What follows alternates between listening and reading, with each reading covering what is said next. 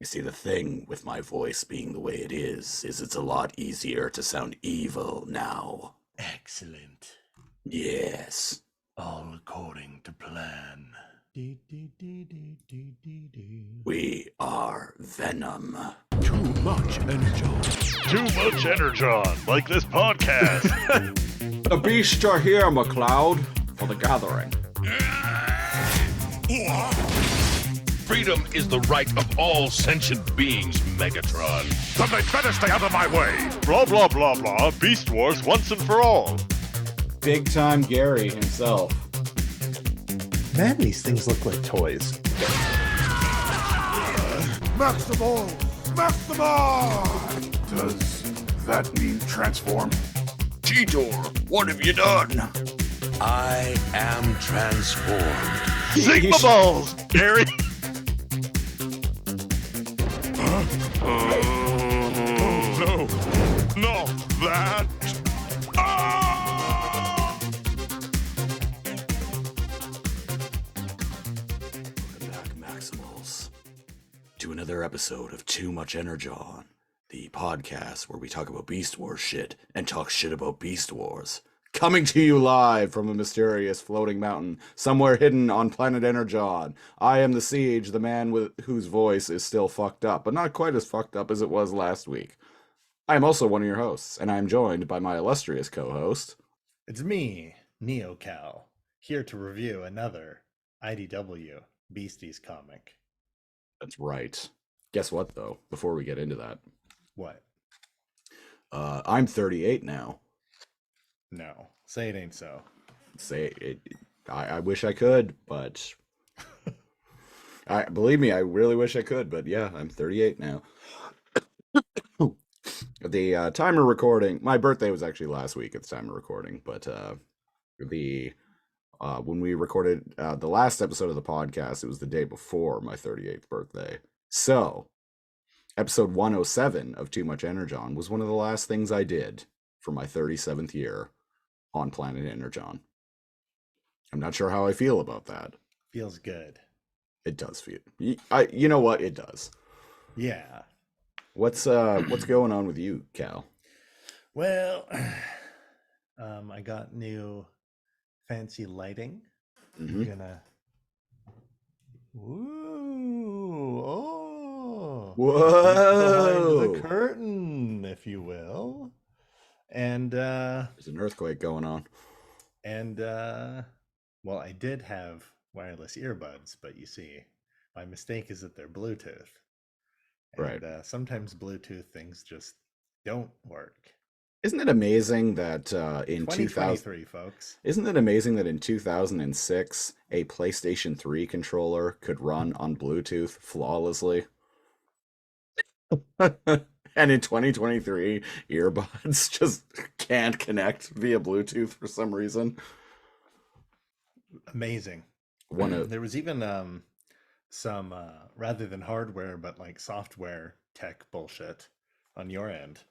Yeah, I actually this occurred to me during the preamble before we got into recording this episode proper.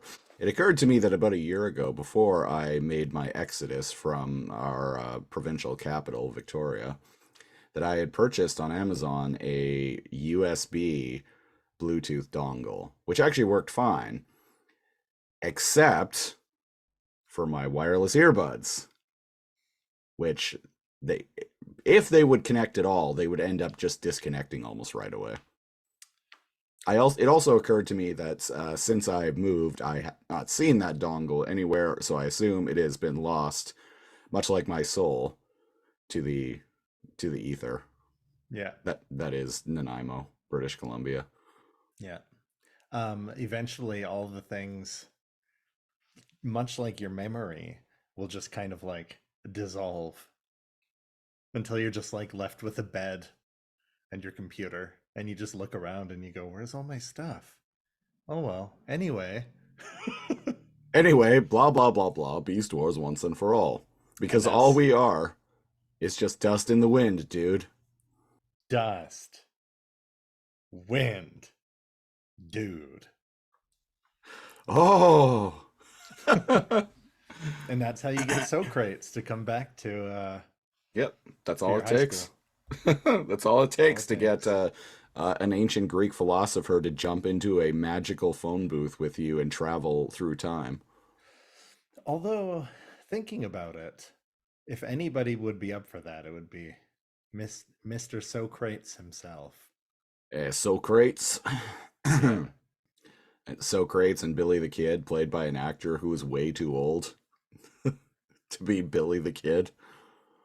I don't know anything about Billy the Kid. Well, he was called Billy the Kid because he was quite young. And the dude who's playing him in that movie, Bill and Ted's Excellent Adventure, is clearly like in his 30s.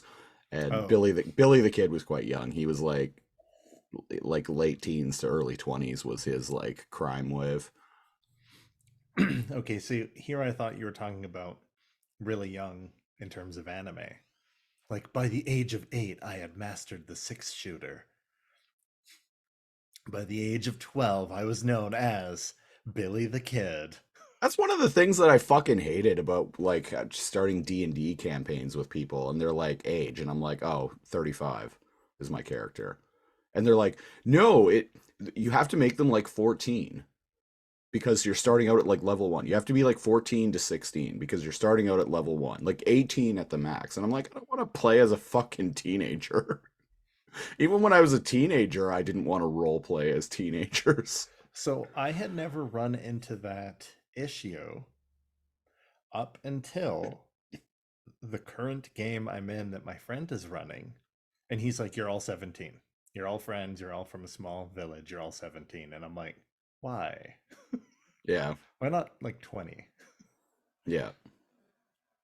And 25 even. the idea, or 25, the idea that, oh no, like you're all starting at level 1, so you have to be younger. Wizards, man. All wizards are old men. Everyone knows this. Right? You spend your entire life dedicated to book learning so you can uncover the secrets of magic, and you start your adventuring career at 70. Or, and this was the excuse that I gave when I was told that, oh, you have to start out as a teenager because you're starting out at level 1. That's like you're going on your That's first weird. adventures. I run into it with several people, several DMs over the years. Really? Yeah. And I was like, can't we just look at this like in terms of like a superhero? Like maybe, I'm like 30 and was involved in like some sort of freak accident that just gave me these powers. And then suddenly you're a level 1 cleric. Yeah. You just, yeah, you went on an acid trip. You talked to some space wizard. Yep. He gave you a magic ring, a necklace, whatever. And whenever you yell, Shazam! you just, Yeah. turn into a buff dude. All I had to do was play with the space wizard's lightsaber for a while. Yeah, And then we don't talk about it. Don't worry about it. and then all of a sudden I can use the force. Yeah. Use the Schwartz. Speaking of Schwartz and Mel Brooks, have you ever seen his 1981 film History of the World Part 1? No. I had to I've think al- about him for a moment. I don't think I have. I need to rewatch it because I've only seen it once and it was when I was a teenager, but apparently there's a History of the World Part 2 coming out. And like it's actually been like filmed and shit. And it's like going to be debuting on Hulu sometime this year. Guess I need to watch it. I'm like, really? After all this time? A sequel to a movie from 1981 from a dude who's like got to be like 100 at this point. Where is Spaceballs 2? The Search for More Money, god damn it. Where is Spaceballs 2, The Search for More Money? There was an animated series back in like 2009 or 2010. It's Was not there? very good. Oh. Yeah, it's pretty bad. But it did have Mel Brooks playing Yogurt and President Scrooge, and I think the chick who played Princess Vespa also did the voice of her character in that show as well. This is not familiar to me at all. The show's quite bad. I think there might be an episode or two of it on my I have like a 30th anniversary or something Blu-ray of Spaceballs. I think there might be an episode or two of it on there as bonus features. Oh yeah, yeah. It's saying that there's an episode of that on that issue. Huh. Yeah, my speaking of Bill and Ted's Excellent Adventure, my Blu-ray of that film also has an episode of the Bill and Ted cartoon on it. Oh, this came out in 2008. Spaceballs cartoon? Yeah. Yeah, I knew it was like around there. I thought it was like 2009 or 2010, but that's probably just when I watched it.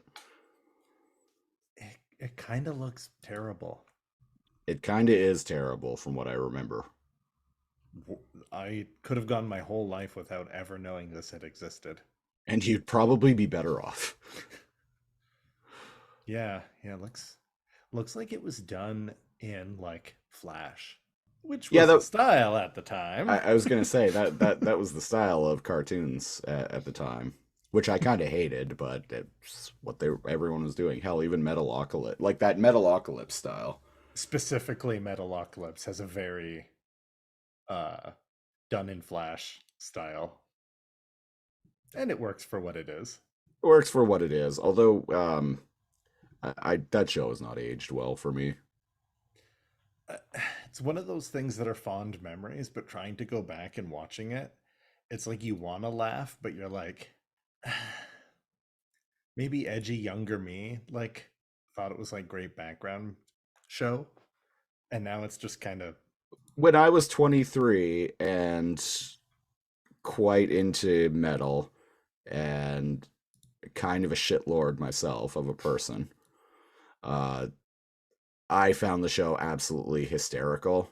And now going back, I'm like, this is cringeworthy. But I know we reviewed an episode of it. When we reviewed it, it wasn't that great of an episode. And it made me realize back then, I don't think we touched on it. Maybe we did. That it was like, who knows? We recorded that like a year and a half ago. Yeah, one of the first episodes of the Lasercomb podcast. Yeah, and it was more of a nostalgia visit than a review to that particular episode. But the particular episode wasn't great. No, and maybe it's like one of those things that's like more fond in memory, like maybe Undergrads isn't actually good. Maybe Metalocalypse doesn't hold up, right? Like Undergrads was another early Lasercomb podcast show we reviewed, a show that we both really liked when we were younger. That we both really liked, and that episode. And from what I recall, I don't even remember that episode. I don't think I was very hot on it. No, and indeed, Undergrads is only like 12 episodes. There are definitely very good and not good episodes, so that's the name of the game with the Lasercomb podcast. But this isn't the Lasercomb podcast. No, this is episode 108 of Too Much Energon, and this week we are talking about Beast Wars: The Ascending, issue 2. The beasts are here, Connor, for the Ascending. Whether you like it or not. You thought you won the prize, McLeod? Unicron says otherwise. Yeah, well,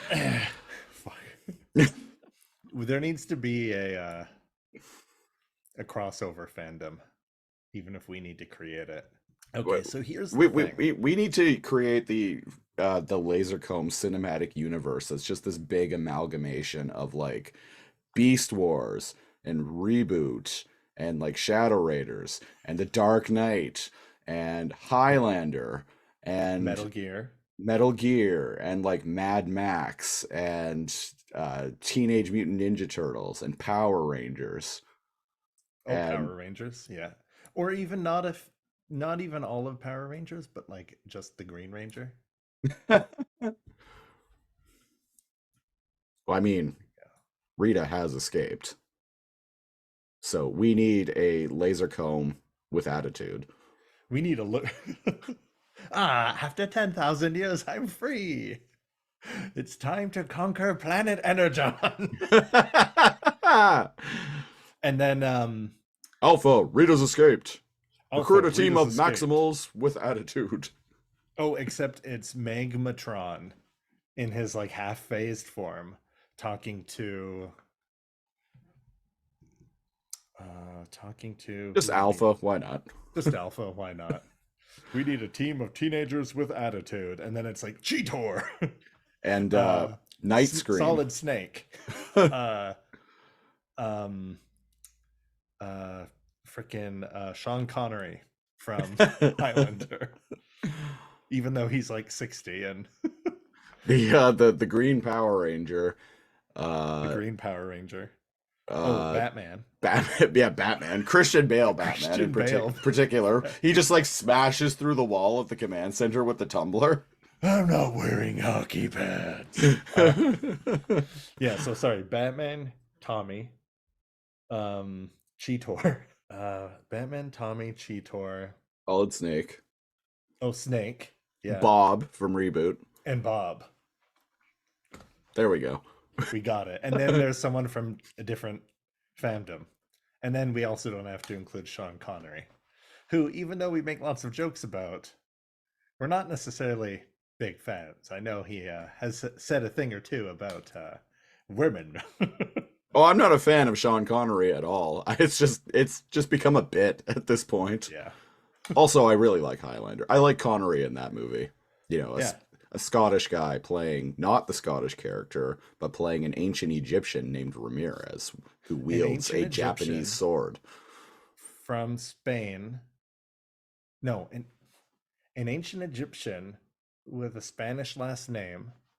Who has a Japanese sword. Who has a Japanese sword. And a Scottish accent. And he's wearing a cape made out of peacock feathers from India. Yeah. And whoever designed that character, I would love to interview them. He shows up to train a Scottish character played by a French guy. A very French guy, and his accent is quite prominent in that film. Yeah, he although wasn't Raiden yet.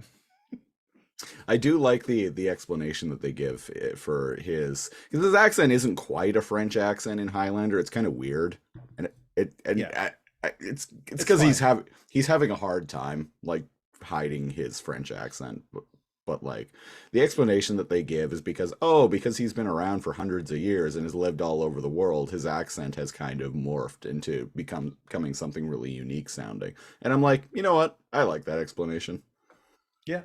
Yeah, why not? I mean, if an ancient Egyptian named Ramirez can have a Scottish accent, then why not? Yeah, why not? He's traveled the globe. I love that movie. He settled on his favorite. I love that movie. We did a commentary track for it. If anyone's curious, and you can listen to that over at patreon.com/lasercomb. One of our better ones. Like that was fun. I had we didn't go on too many tangents. Yeah, we did. It was me, you, and Lady Glitch. We did commentary for Highlander sometime last year, about a year ago now, I think. Oh wow, time flies when you're cracking open a cold one. Well, speaking of time flying, this is the third calendar year now that Too Much Energon has existed. Let that sink in. We've been doing this for 2.5 years now. Clearly too much Energon. And much more Energon to come. So this episode comic 2 of Beast Wars: The Ascending. Yeah, I'm pretty sure I've called it The Ascension like 1,000 times. So the pre-summary before we get into it is the first half. I'm going to nitpick the fuck out of, and it fucking sucks. And the second half is very pleasant. The first half is the worst out of any of the comics we've ever reviewed. Right. But then as soon as the Japanese beasties come in, oh, hot damn, is it fun. So right away it kicks off with the ghost of Unicron and Chocolat talking about the angle slam. Chocolat talking about so unicorn needs to be reborn, Right. and he's saying that And there's this a has some disruption in the time stream and this a has rogue something to do element. with Chocolat and the angle slam energy. And he's saying a rogue element that may threaten the ascending. So unicorn is going to be reborn from his cultists, and that is the ascending. But someone might fuck it up. So I'm assuming that's Magmatron. And he's got Magmatron. 3 cronies. He says their names later, but I can't remember. I had trouble pronouncing a couple of them in my head. So It's like, I'm like, these are all dumb. He's like, the vessel is not to be told. So they need a vessel. Dankron. I think the vessel. Dankron, Elef Orca. Get it? He's half elephant, half orca. I think the vessel is Chocolat. Because remember at the end of the last issue, we're like, so Chocolat, Angle Slam, and Unicorn, are they like a combiner or something? So I think. Or are those the 3 people he's talking to? No, that's not them. So I think, and I also read up a little bit on the TF wiki because Christopher's like, I have no idea what's fucking going on. And I just tapped out. He went and researched. I had to, because this comic, like, this comic is very presumptuous. Like, that's a nice. This comic is very presumptuous that because all of these are story elements, and I learned this on the TF wiki. All of these are story elements from like giveaway comics at like BotCon conventions from like the late 90s to early 2000s. And this comic is just acting like you've read all of those. Yeah. And this is something even the TF wiki mentions, is that the writer Simon Furman is just assuming that you've read all of these like bullshit like giveaway comics at fan conventions from years past. How nice of a standalone comic to include in its lore. Which I get, like, he's trying to build like his own lore, Beast Wars lore, so I get that, but it's like, don't assume that you know what they say about that assuming. people have read all of this shit that you wrote before. Like, you can harken back to it, but like at least give us some explanation as to what you're talking about. Anyway, so what I think is going on is I think Chocolat is the vessel that Unicorn is trying to be born in, and the Angle Slam energy has something to do with it. Makes sense to me. So he's sending Unicorn Ghost is sending Ratatouille back to Earth. Yeah. During the Beast Wars, so he's sending them to Planet Energon. Right? Yeah. And Ratatouille's like, "Oh boy, I can't wait to make a pasta," and that's relevant not in this issue, but maybe in the next one, I guess. Right. And we cut back to a big battle that's happening again, or was still happening from last issue. I don't know. The battles in this mean nothing. There are never any repercussions for them. They're just continuous fighting in the background to show off the very cool character fights.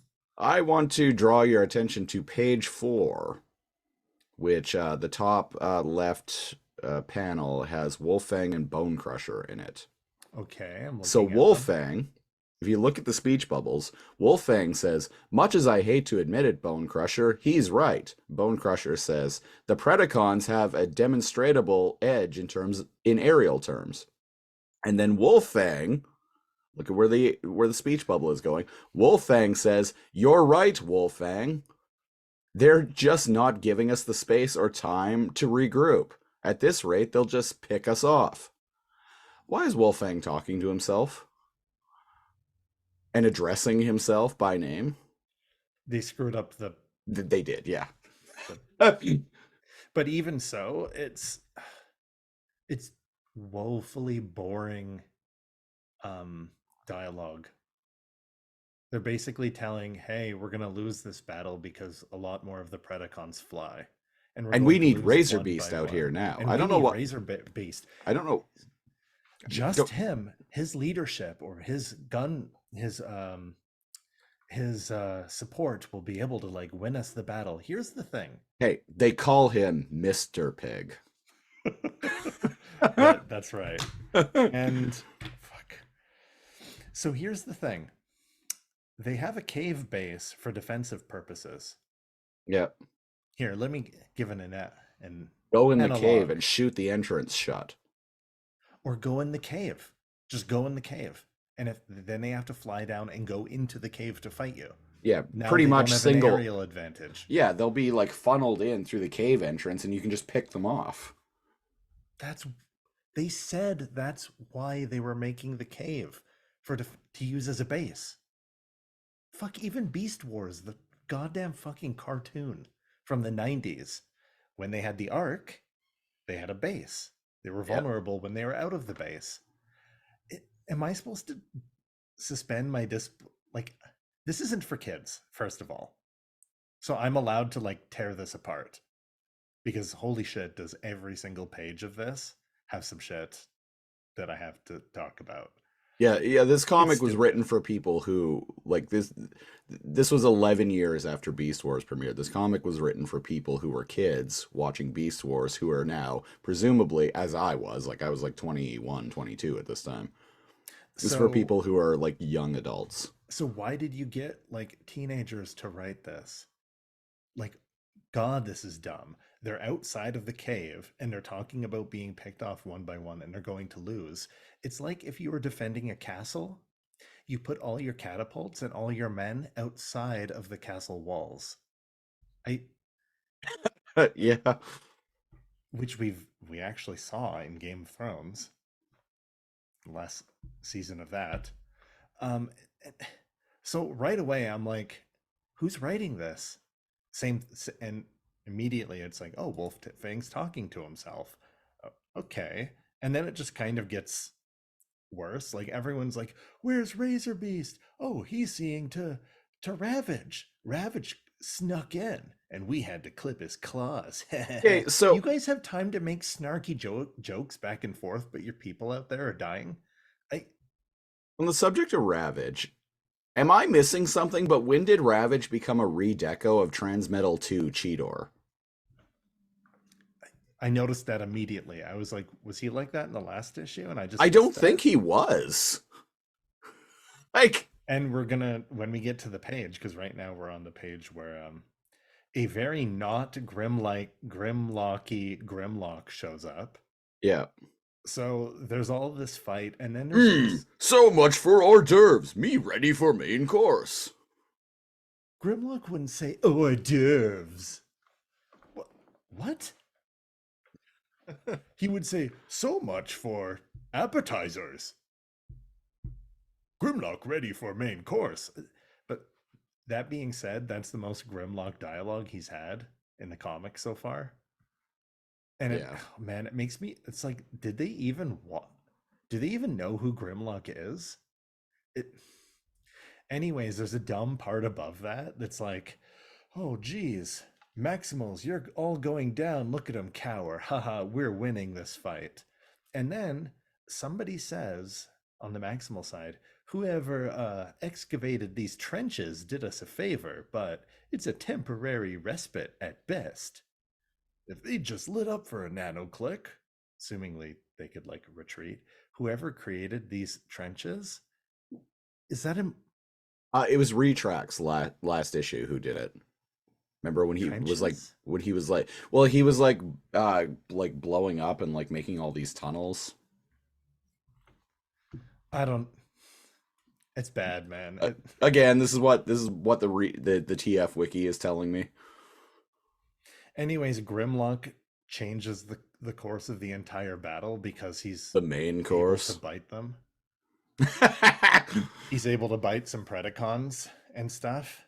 And also, I just want to say at the top of this changes page, the flow of the entire battle. At the top of the, go ahead. at the top of this page is page 5 is Insecticon and Iguanus. Yeah. I just want to call that out because I had those toys when I was a kid. You're letting your love of the toys affect your hatred of this comic. No, no. But yeah, again, like the art's so good that I like want to like it, and there's lots to look at, but nothing's happening.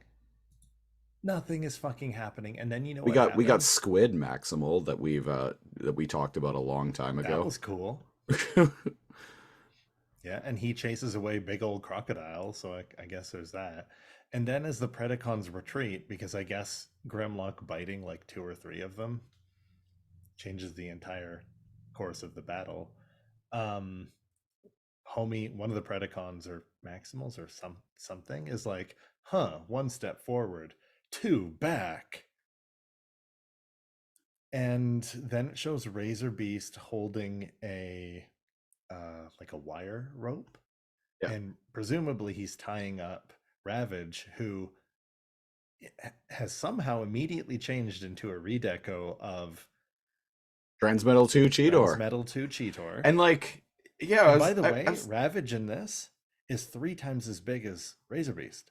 yeah, Like, look how he changed size. Do you remember how they were about the same height? yeah, like how did this Look happen? how big he is. He's there's Commander class, and then there's Well, Transmetal 2 Cheetor was a deluxe class figure, but Deluxe. Razor Beast was a basic class figure. basic.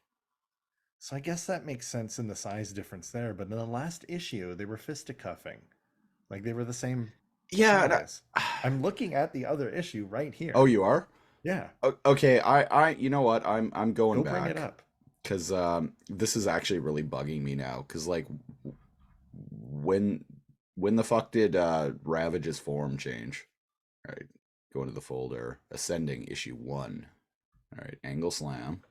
Important journalism here. Of the legitimate variety. Okay, I guess last issue he was a redeco. He was still Transmetal 2 Cheetor. He's still Transmetal 2 Cheetor, but he's not like that big. And there's just not any good shots of him that really show off his side profile that lead you to believe. Like you don't see his tail much, and Right. or his whole body shot. Oh, I guess So- yeah, I guess he was a redeco of Transmetal 2 Cheetor in Beast Wars The Gathering too. I don't know. I guess I just missed that. Yeah, and guess we were just not on our Beast Wars game. It's just weird though, like that they did that. Yeah. I guess that was the result of him being brought back to life. I don't know.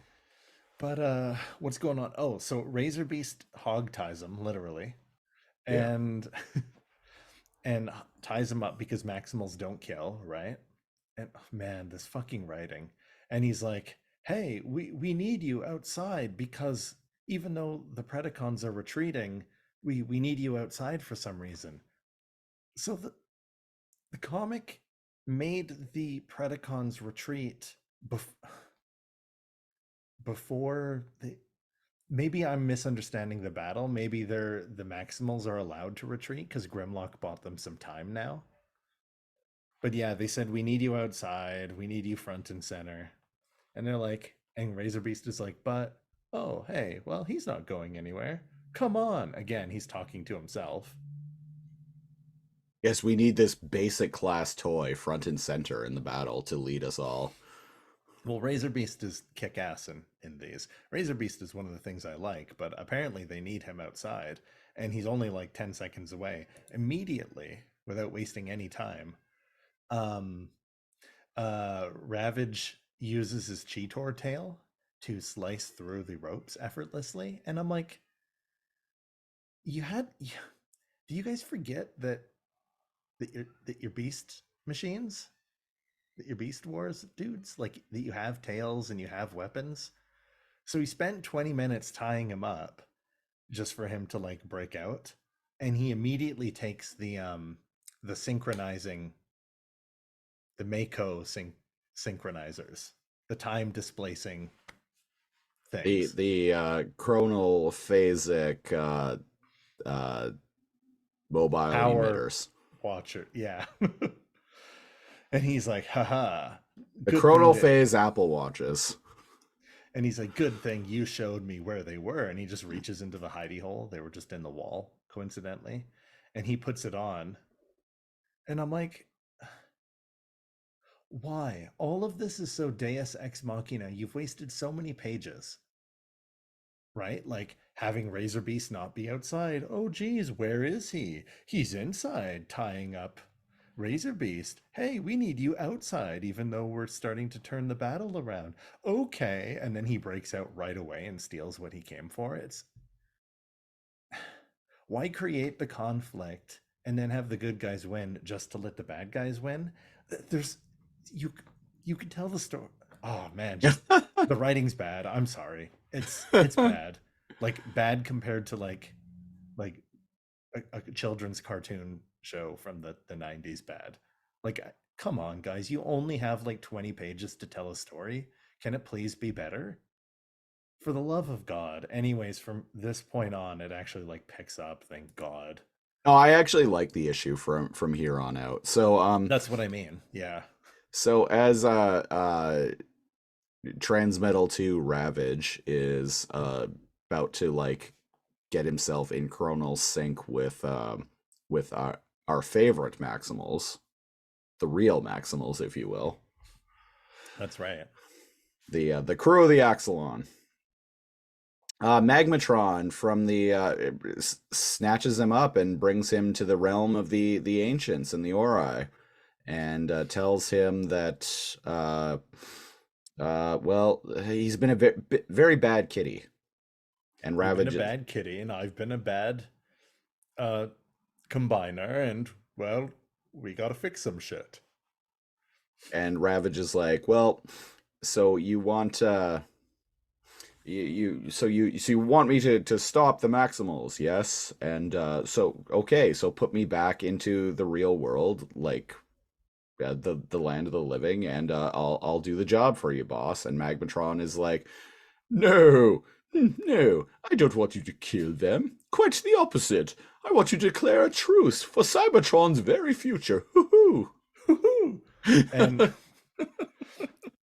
And the bottom panel, I love that art. The surprised Ravage face, like a cat that just like is trying to cough up a Yeah, he's like,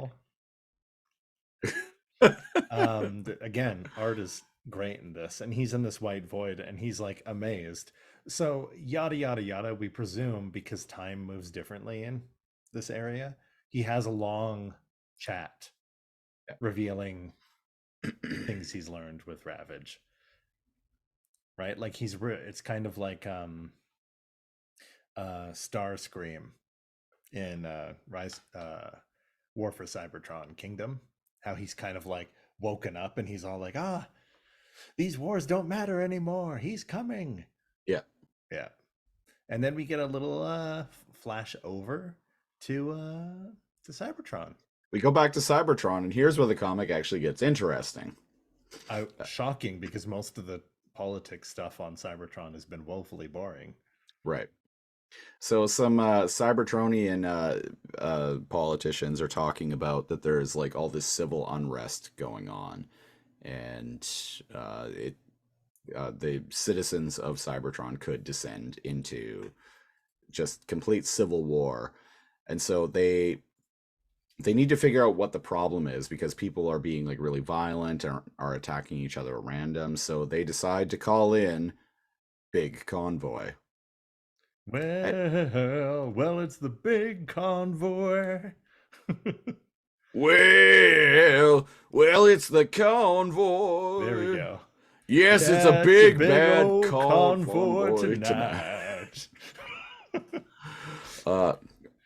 So the That voice that I Ranger 64. oh we've got several wrestling Yeah, fans that's who a live good point. Almost who everyone. who listen It's a to our big shows. crossover. But yes, also shout out to you, Ranger 64. When I was reading this comic and Big Convoy started talking, the voice that my head automatically assigned to him was Troy Baker with a southern drawl that he uses when he voices Ocelot in Metal Gear Solid 5. Okay. Yeah.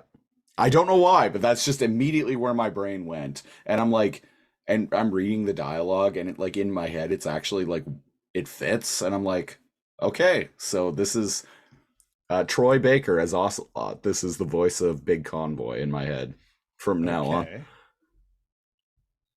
If anyone's wondering, just go to YouTube and watch some cutscenes from Metal Gear Solid 5 that involve I can Ocelot. see that.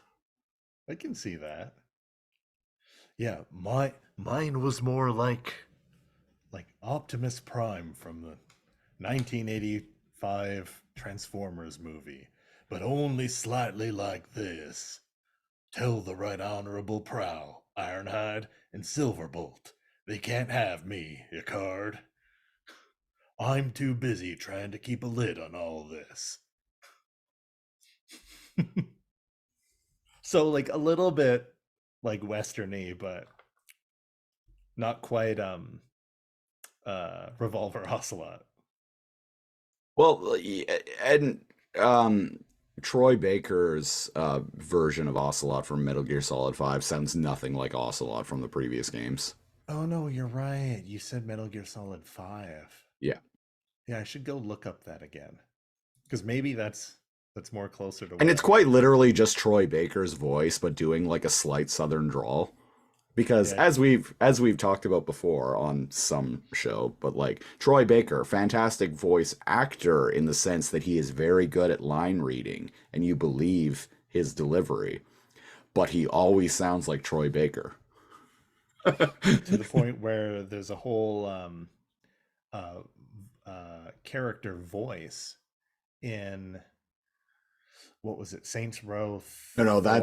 that's Nolan North. Oh, I always mix those two guys up. But same thing though. Same thing, yeah. Yeah. So what's going on here? Him, Tasmania Kid, a couple other of the Japanese beasties. They're piecing together a crime scene. Yeah, they find a junkie. So we have junkies on Cybertron now. And apparently people don't like junkies on Cybertron.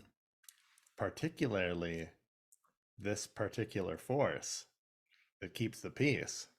Yeah. So this junkie was like, as soon as Big Convoy is basically like, yeah, as soon as he took one hit from his meth pipe, they just descended on him and beat him to death.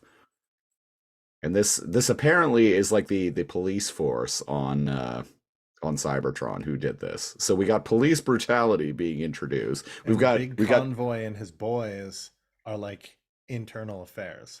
Yeah. So we Right? got, I think so, yeah.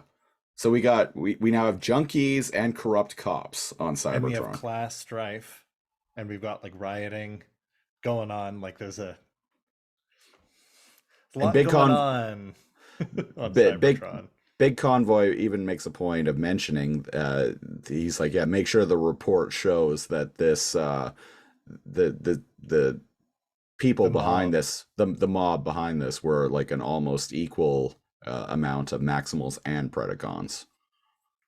So until we find out who's behind this and how to stop it, no one's immune. And then it shows a junkie and what these pods are and who's using them. Presumably? Yeah. Yeah. And then it shows tarantulas? It's not actually tarantulas. No, that's not tarantulas. That's Chocolat. Oh, this is Chocolat. This is Chocolat. Yeah, the redeco of Rampage. And so he apparently is on drugs now too. The Angle Slam. He's been smoking the Angle Slam. So the Angle Slam are these green pods. Yeah. Anybody that's very familiar with the lore that could be listening to this must be like, fuck, these guys are dumb. They don't even like Google what the hell they're like talking about. They thought this was a character and it's a drug. And it's like, I'm sorry, but like the comics don't.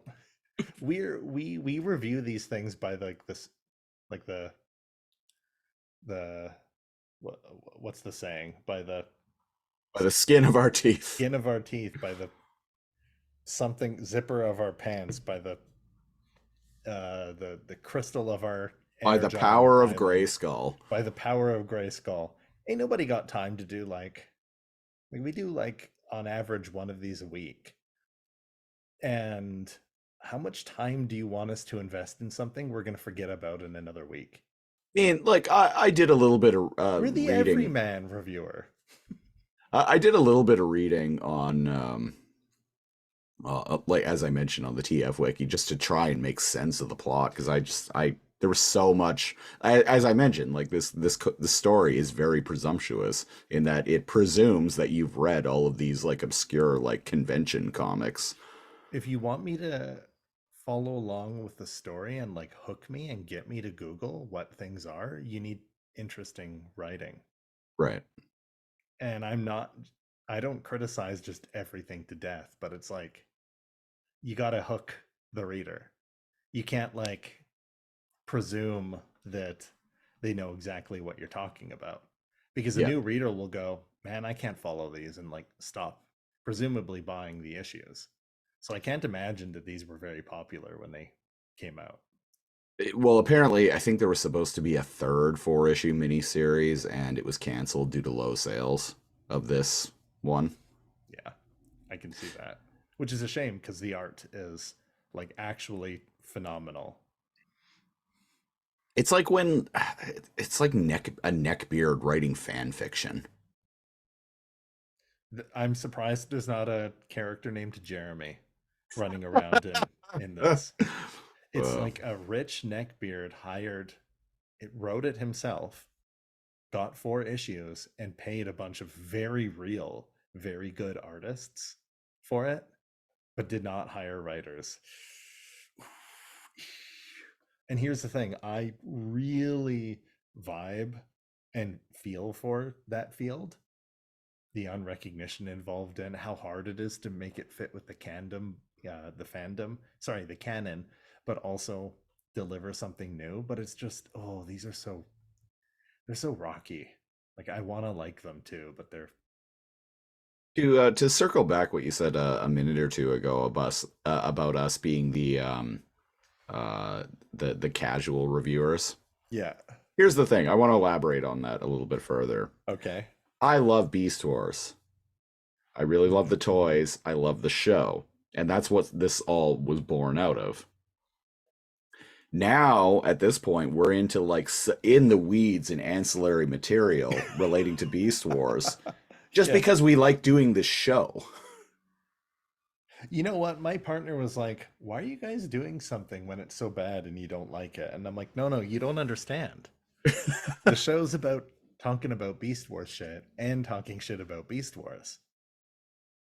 The show for us is fun. Yeah. Even if the material's really bad. We build on our head canon too. I'm like, hey, it's Ravage. Hey, no, it's not Ravage. I'm like, hey, it's Tarantulas. Hey, it's Project X. And then you're like, no, this is Chocolat. And I'm like, there we go. Yeah, but it's about the show at this point. Yeah. At this point, yeah, it's because we enjoy doing Too Much Energon as a show. So that's why like I'm like scouring the internet, like trying to find like all these like ancillary pieces of Beast Wars things that we can review. Just keep the show going because the show is fun. And not only that, like I'm glad that I've gotten to read these. Right? Because also, I can be like, hey, I'm a Transformers fan. Like I went and read these comics and the show and did this and covered this and interviewed this person. Like it's good or also, bad. It's cool to explore it all. I was thinking about this the other day, and I want this to be the definitive Beast Wars pod, the most definitive and comprehensive Beast Wars podcast. There are some other Beast Wars podcasts out there that just watch Beast Wars or like just watch Beast Machines and then gave up. But not us. Not us. We are going to be We are not a Beast Wars podcast, ladies and gentlemen. We are the Beast Wars podcast. We are too much Energon. And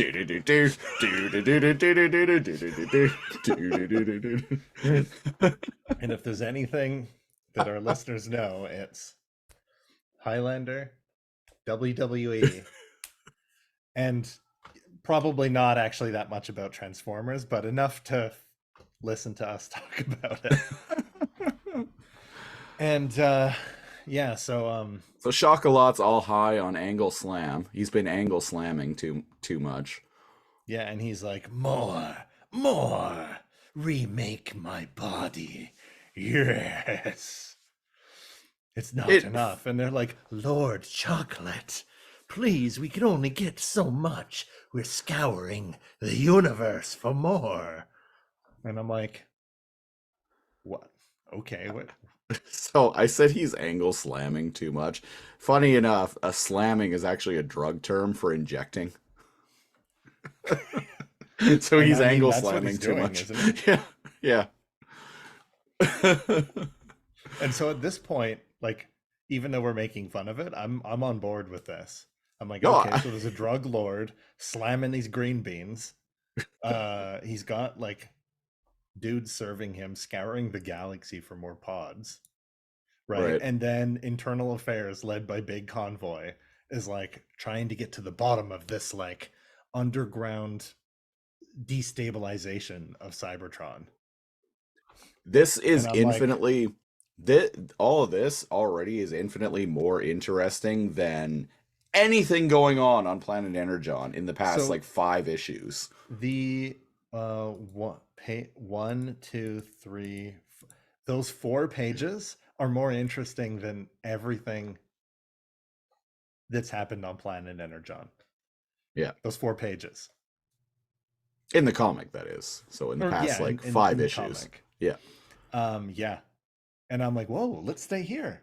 Let's follow Big Convoy. I want to follow what's going on. I want to see if Chocolat gets like all hyped up and becomes like Hulks out on this fucking green pods.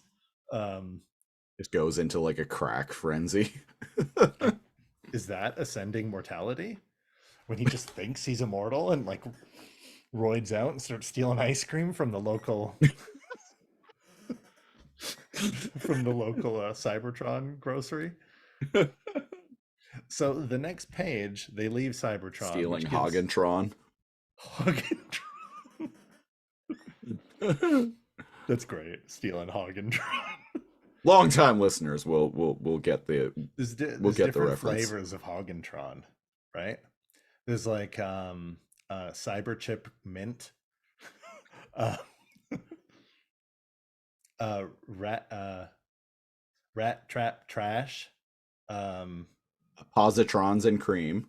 Positrons and Cream.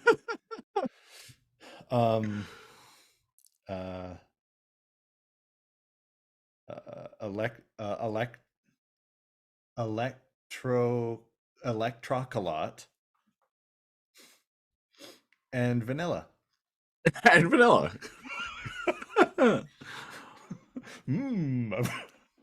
And Hogentrons. And so we immediately stay with Big Convoy in the gang, and they jump through a transwarp. No, that's not Big Convoy. This is Lio Convoy. Oh, sorry, we switch. Fuck yeah, you're right. We switch following Big Convoy and his internal affairs. Yeah. And jump into, I can't remember what their ship is called, but Lio Convoy's ship right on the bridge. Yeah, I need to find this out. Right? I'm sure it's going to be a regular thing when we get to the Beast Wars anime, but and this is where it amps up again and makes me more interested. So he's not sitting in the captain's chair, he's standing dynamically, which I think is hilarious because they just came through a transwarp and like 3 of them are standing. Inertial dampeners, man. Fair. And you notice the carpet that's on the ground in the the helm of the ship. There's a Uh, tiger print, like there's a tiger skin carpet I didn't even notice that. on the floor of the ship. And I have so many questions there. Like, is that considered cannibalism for Maximals? Like, would that be like, do you know what I mean? Like Right. putting a person's skin, or is that an animal? Like, I need to know why they have a tiger print rug on, or is it like synthetic rug and it just fits their aesthetic? Uh, I I mean, Get out of here, like hair. the tiger print rug, tiger print anything was kind of already out of style at this point. Maybe he's Gen X and he's like he's still got it. He still has a waterbed, right? And he still has tiger print. Okay, so the Predacon starship in Beast Wars Second is Galvaberg. What's the name? Galvaberg. Oh, the Yukikaze is the Maximal ship. Yukikaze. Oh, I don't mind that. The Starship commanded Galvaberg. starship commanded by the Supreme Commander, Lio Convoy. The Galvaberg. Come on down to Galvaberg. Yeah, Yukikaze. Flame So the broiled Maximal burgers. So right away we get we got a see- fucking giraffe Maximal on we the got bridge. a giraffe Maximal, and his shoulder, like his arm, is just the giraffe neck and head. Just It's a big protruding like into the air. Like, Helps him see over walls. and his butt is his other shoulder pad because he can see the The tail. giraffe butt is his other shoulder, like literally pointing at him. Yeah. And I find this funny. I don't know if you caught this. There's a rabbit called Stampy, Yeah. right? But in the page where he's talking to Lio Convoy, his rabbit head, it's kind of like Cheetor. His head is formed by his two hands, right? The rabbit head. Yeah. And he's holding a carrot. Yeah, He's eating a carrot. He's eating a carrot. Yeah. And I'm like, that's how you Beast Wars. Where did they get the carrot? There's no soil on Cybertron. We don't ask these questions. He has a carrot. So the giraffe's name is Long Rack. Yeah, they say his name here, Long Rack. And How long is it? How long is it, Lio Convoy?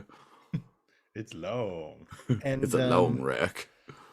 what Stampy's like, let's see. There's a little cameo. The other person at the helm, along with Long Rack, is Break, which kind of made me happy because Break transforms into a penguin. That's right. And I found out about this character a while ago because my former partner, Krista, shout out to her, really likes penguins. So a couple of years ago, I got curious. I'm like, was there ever a penguin transformer in Beast Wars? And I'm like, oh my God, there was. And his name was Break. That's so cute. And he, in this comic, he is the other helmsman along with Long Rack. Right. And right away, So, I'm like, these guys are Very enjoyable. little personal thing, but it just made me kind of happy to see. And what are they doing? They're tracking a signal, and these guys picked up on that signal that Magmatron tweaked. Yeah. So he's already changing things. And Stampy's like, oh, good, because I can't wait to put our new revamped beast modes through some hoops. And he transforms into a hare and he starts like hopping around everything. And they're like, get out of here, Stampy. And then Long Rack grabs him. Yeah. And he's like, oh, Killjoy. And Lio Convoy's like, all right, Apache, what's going on? Yeah, Long And Rack he's has like- a weird arm that kind of looks like He a go gadget arms Stampy like out of the air to grab him. And I'm like, that's useful. I wonder if he's gonna go gadget neck attack. well that's actually I'm looking at a picture of him on the TF wiki from the anime. That's actually what his right arm looks like. It looks like one of those like grabby things that like fat lazy people use to like pick things up. You think you mean the robot arm that we had in 1996 as kids? You know what I'm talking about? That like little toy like clamp arm. That's everyone kind of what had? I was talking about. Yeah. Yeah. I've only ever seen like fat people use them to like grab things. There are adult, more appropriate ones with better grip. Used to, usually they're meant for like elderly people or like whatever. But or fat or lazy people. I don't know your your history. But yeah, to grab like jars and stuff from higher shelves. And yeah, he uses the grandma grappler to grab Killjoy, and I like There's a it. Maximal in this issue named Drill Nuts. Drill nuts. The names of some of these Japanese Beast Wars characters kill me. And Break is like, hey, do me a favor, Apache. Uh, can you find out? Can you make sure that the signal comes from somewhere icy? Because he's a penguin, right? And then all of a sudden, beep beep, signals coming in. Holy cow, we found him. Pay dirt.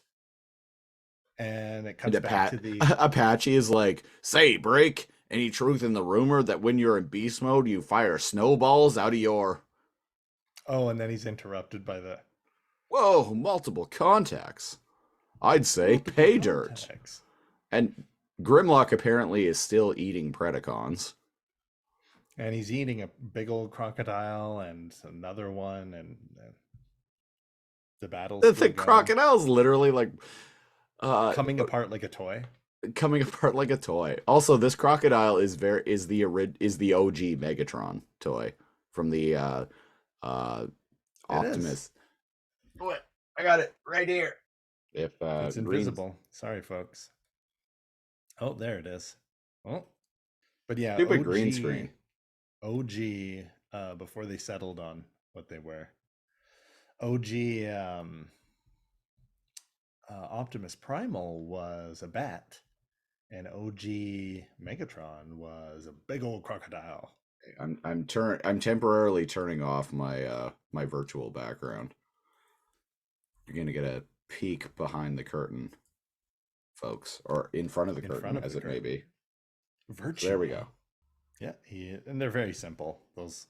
Yeah, it's a 2-pack of basic class figures. Mhm. And And but yeah, there he is. so that crocodile, that little old crocodile. Yeah, he got him, and it shows the Beast Wars going. They're fighting.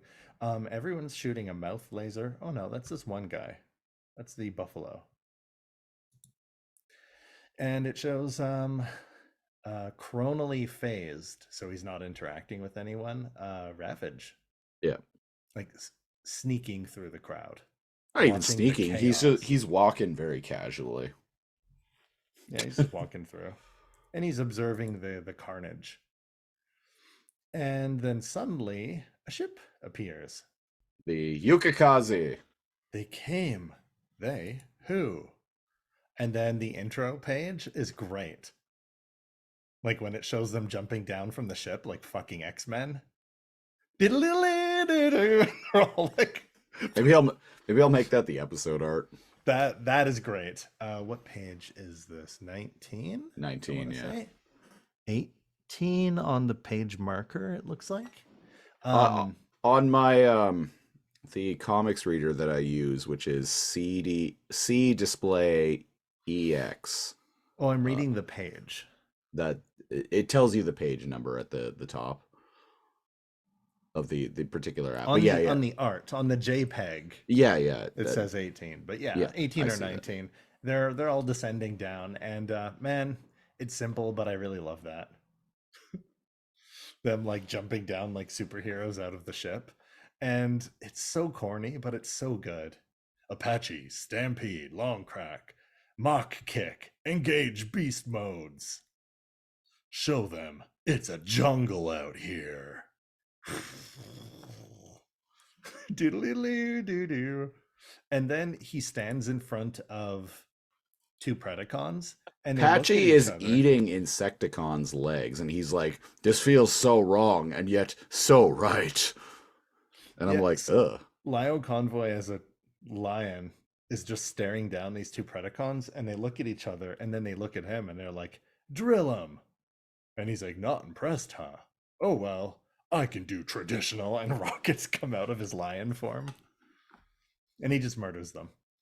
Yep. But yeah, in the next page, it's showing they're all in their beast modes for some reason. They're like, "Yeah, join the fight," and they immediately switch to beast mode. The Seems like the opposite of what they should be doing, but and yet, Mock Kick, which is like a stallion, he's just kicking bitches. Someone's trying to ride him, which I think is really funny. wait, what? Do you see that? On page 20? Oh, yeah. Oh, it's the crocodile. But he lost his. It's Megatron, but he lost his tail part. the OG Megatron. Oh yeah. Crocodile. I was too distracted by Apache straight up like eating Insecticon. So Apache is eating. Yeah, one of them. That's a Predacon maneuver. Like, what the fuck? And who's the giraffe? Long Rack. Long Rack. He's biting like a waspinator dude out of the air. Like, they're just eating them. Kicking ass and taking names. I think that might be Buzzsaw. It feels so wrong, and yet so right. Pounding Preds instead of pounding puss. Cathartic, I call it. Yeehaw. I don't know why Mock Kick is Rhinox all of a sudden. Someone has to be, damn it. And yeah, Razor Beast's like, "So the transwarp signal got through. We're going home." And Lio Convoy's like, "No, you can't." No, it's wait, Ravage. No, that's not Lio Convoy. That's That's Ravage. Ravage. He Ravage just appears enters out of nowhere. chronal phase and is like, whoa, guys. So I know we haven't always seen eye to eye, but you know that Magmatron guy? And Razor Beast is like, yeah, fuck him. He's like, okay, I know. You guys weren't exactly friends either, but hear me out. See, he is trapped in the realm of the Ori right now, but he was able to bring me there and told me that it's going to be bad news bears because of some guy named Unicorn. And so we can't go back to Cybertron. Weird there, and he spent an eternity showing me the hells that are coming. So we can't go back there quite yet. Well, whatever's going down, it involves angle slamming and a big bad who calls himself Chocolat. And I think Unicorn Panda Puffs has something to do with it as well. Unicorn Panda Puffs is going to get a second edition and be reborn, and we got to stop that shit. And then a mutant. Super Unicorn Panda Puffs. Unicorn Panda Puffs. And then a mutant comes out of nowhere while he's like telling them the story. I don't recognize the guy. He's a piranha and a wasp. Okay, so we yada yada'd over this earlier, but in the scene where like Chocolat was like all like slamming the was all angle slamming. He said that he wanted more. He needed more shit to get high. Yeah. So he like sent that dude out. Again, this is per me reading the TF Wiki synopsis, and the TF Wiki even makes a point of mentioning that this issue doesn't really elaborate on a lot of this stuff. But apparently, him and Unicorn Panda Puffs sent this mutant out to stop these particular beasts in this chronal phasic planet Energon. So like I was saying, this guy appears out of nowhere. This guy appears out of nowhere, and he's got a virus of sorts. He's glowing green. He smokes up Razor Beast, and Razor Beast goes hog wild. Razor Beast goes hog wild and tries to tackle him before he can get the Hoggentrons out of the base. Yeah, but he happened to have a syringe on him. And he screams some profanities and stabs Razor Beast. and I guess it's kind of like a zombie virus. And it's Yeah. like, not good. It's too late. Keep back. And Ravage recognizes what's going on, and everyone else is like, why? What's happening? And like you said, Ravage starts to go hog wild. Razor Beast goes Or, hog sorry, wild. Razor Beast goes hog wild. And we get a big ol' to be continued at the end of the issue.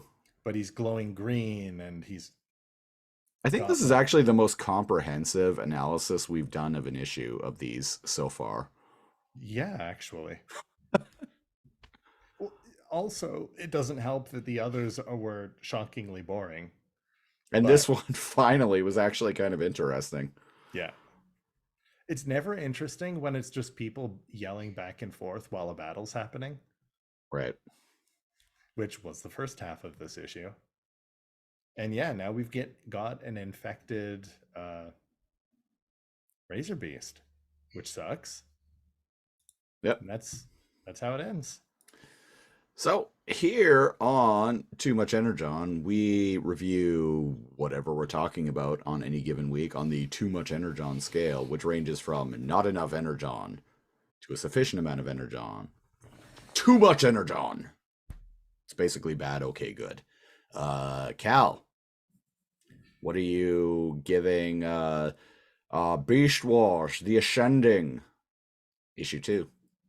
The first half was definitely not enough Energon, but the second half is too much Energon, so it stabilizes out to a sufficient amount of Energon for the issue. All right. I'm gonna echo that in also giving it a sufficient amount of Energon. I was tempted after I first read it, because this was actually like the first comic that we've read of this like 8-issue run where I was like, oh, I actually really enjoyed that. I was tempted to give it a low too much Energon, but then I kind of realized it was like, no, that would just be grading on a curve. That was just me being excited that I finally read one of these actually happening. because I finally read one of these fucking comics that I actually enjoyed. So yeah, it felt sufficient. like 2 smaller comics, So it's a sufficient amount of Energon from me. which is still a mark up, because a It lot of is. these are kind of I think we've given them enough, all, right? except for Beast Wars: The Gathering #1. I think we've given them all not enough Energon. that seems familiar. And well, yeah, I think our run with the 2020. When was 21. the latest? To 21. IDW was all over the board, if I recall. Yeah, I can't even remember now. Did we But finish that? no, we haven't. But we have a bunch of episodes of that in the can from another show, and those listeners are going to be repurposed into episodes of Too Much Energon after we're done with this. Repurposed. Yeah. So that was episode 108 of Too Much Energon. Before I get into my little closing blurbs, we got an email. Actually, we got a few emails from a new listener named Daniel. He actually first emailed us about a month ago.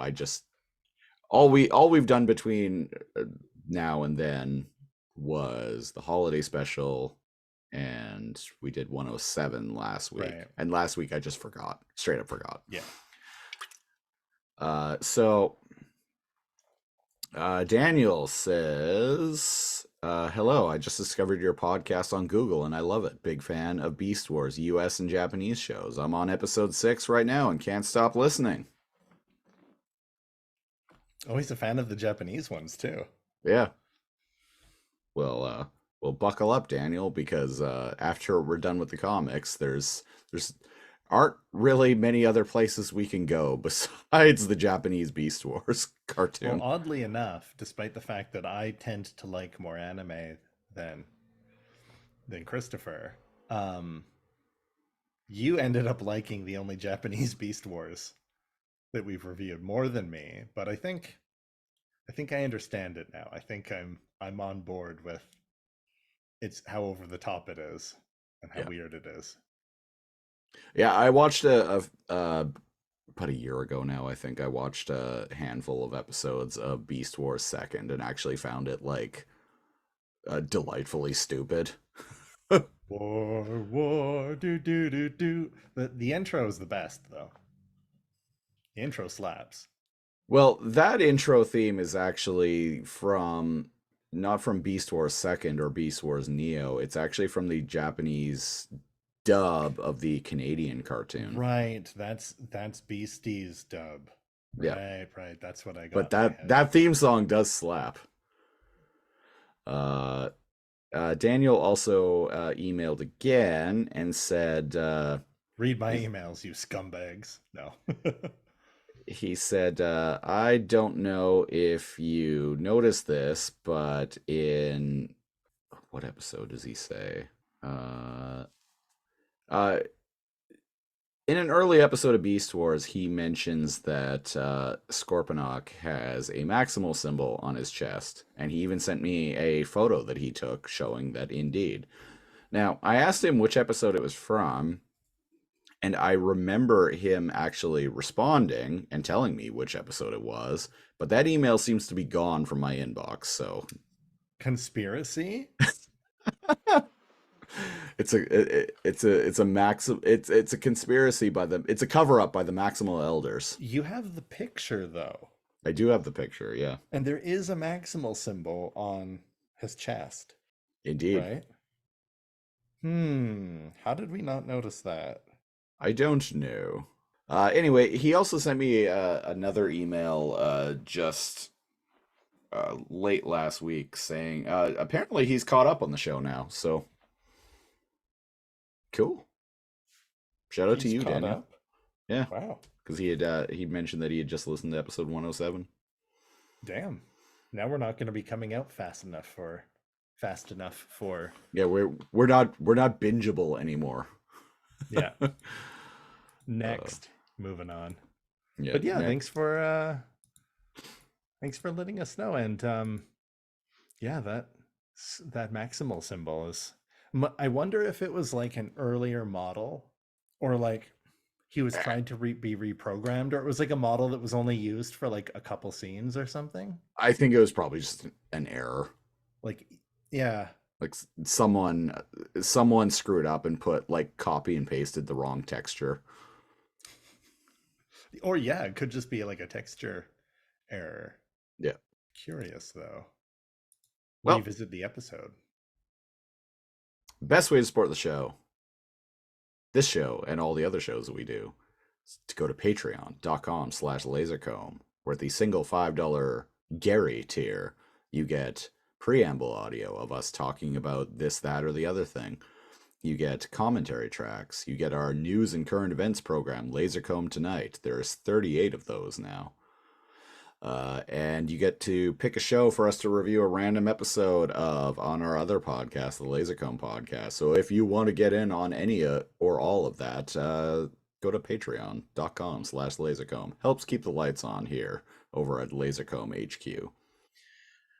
Follow the show on Twitter at Too Much Energon, or you can follow me on Twitter. I'm at Lasercomb. Cal, you are at? And I am at NeoCal, NEO_KAL on Le Twitter, and also on Le TikTok. Oh shit! I Finally did got it. some maximal coverage in TikTok. I'll just say that much. We will be back next week with episode 109 of Too Much Energon, where we're going to be talking about Beast Wars: The Ascending, issue 3 of 4. And until then, I've been The Siege, one of your hosts. And I'm NeoCal. And until next time, it's angle slamming time. It's time to transform into beast modes and eat some Preds. I know it's wrong, but it feels so right. Yes.